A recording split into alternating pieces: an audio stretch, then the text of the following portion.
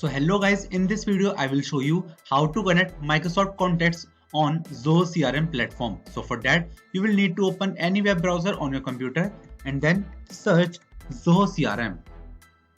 Now select the first website, log into your account right here, and after that select this profile icon. Now select Access Zoho CRM. Now select the settings icon. Go with this Microsoft option.